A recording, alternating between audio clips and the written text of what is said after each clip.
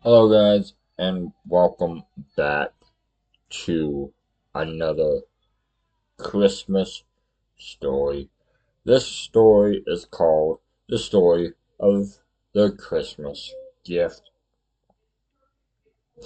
Here we go. It happened one day at December's end. Some neighbors called on an old time friend, and they found his shop so meager and mean, made gay with 1,000 bales of green. An old Conrad was sitting with his with face ashine when he suddenly stopped as he stitched the twine.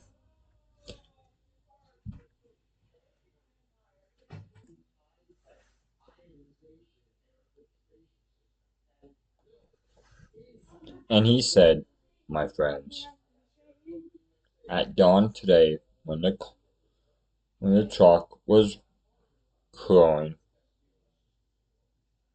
when the cock was crowing that night, the night away, the Lord appeared and I dreamed to me, and he said, 'I'm coming, your guest to be.' So I've been busy with feet astir, strewing my shop with benches and fur.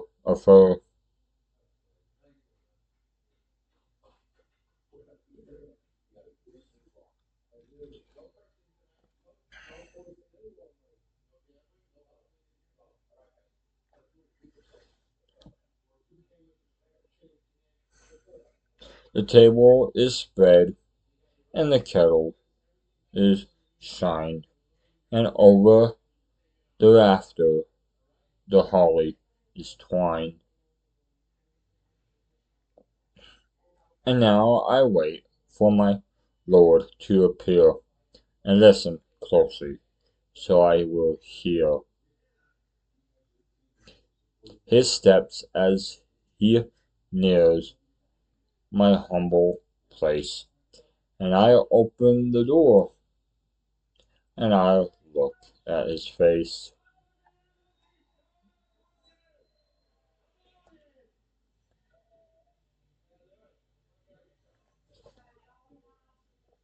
Then his friends went home and left Conrad alone,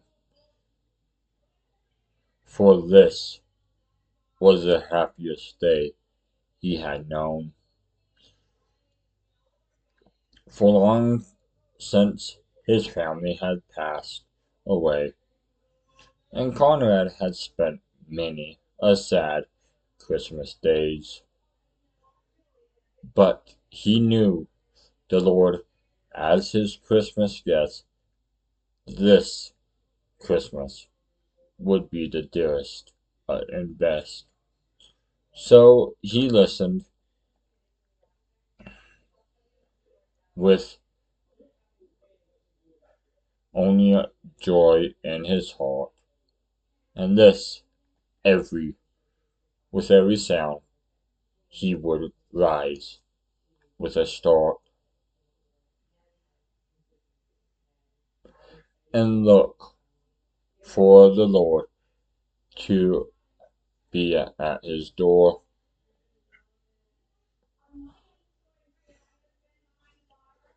Like the vision that he had a few hours before.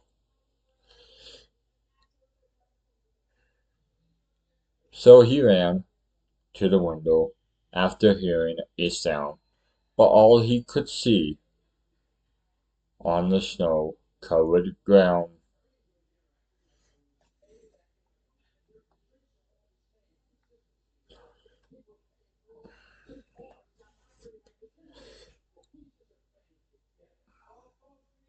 was a shapely beggar whose shoes were torn and all his clothes were ragged and worn. But old Conrad was touched, and he went to the door, and he said, "Your feet must be cold and sore.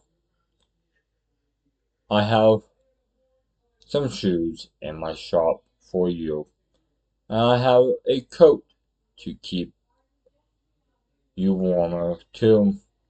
So with grateful heart that man went away, but Conrad noticed the time of day, and he wondered what made the dear Lord so late.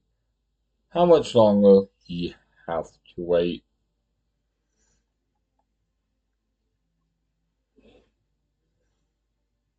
Then he heard another knock, and he ran to the door, but it was only a stranger once more, a bent-over old lady with a shawl of black and a bundle of kindling piled on her back. But she asked only for a place to rest,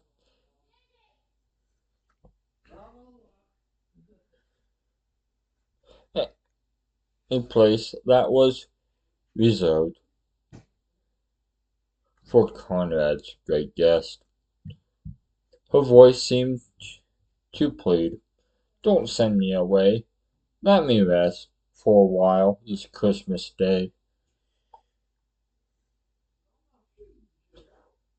So Conrad brewed her a steaming cup and told her to sit at the table and sup. After she had left, he was filled with dismay, for he saw that the hours were slipping away. The Lord had not come as he said he would, and Conrad felt sure he had misunderstood.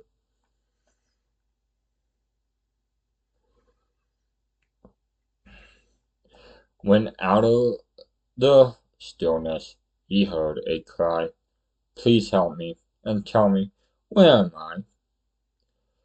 So again he opened his friendly door and stood disappointed as twice before. It was a child who had wandered away and was lost from her family on Christmas Day. Again Conrad's heart was heavy and sad, but he knew he could make this little girl glad.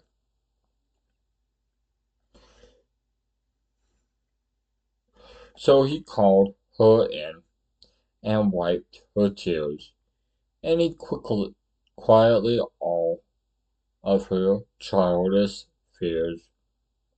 Then he led her back to her home once more, and he entered his own darkened door. He knew that the Lord was not coming today, for the hours of Christmas had all passed away. So he went to his room and knelt down to pray.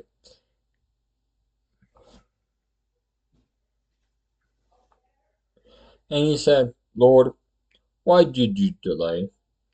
What kept you from coming to call on me? I wanted so much your face to see."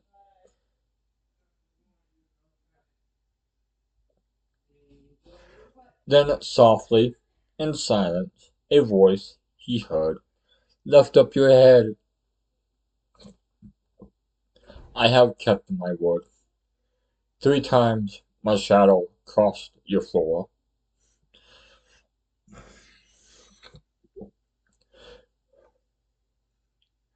3 times I came to your lowly door.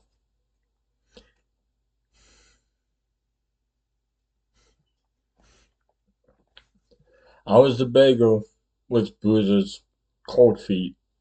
I was the woman who gave something to eat.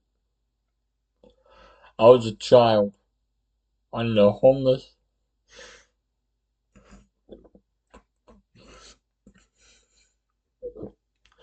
street.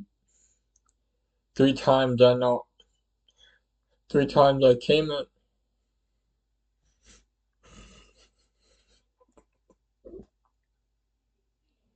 and each time I found warmth of a friend. All the gifts, love is the best. I was honored to be the Christmas guest. Guys, thank you so much for listening to me. Sorry I got emotional on the story, but it's a sad one. It's also a good one. But anyways, guys, have a Merry Christmas, and I hope you guys do have a Merry Christmas and a Happy New Year. And I'll see y'all in the next video. Bye.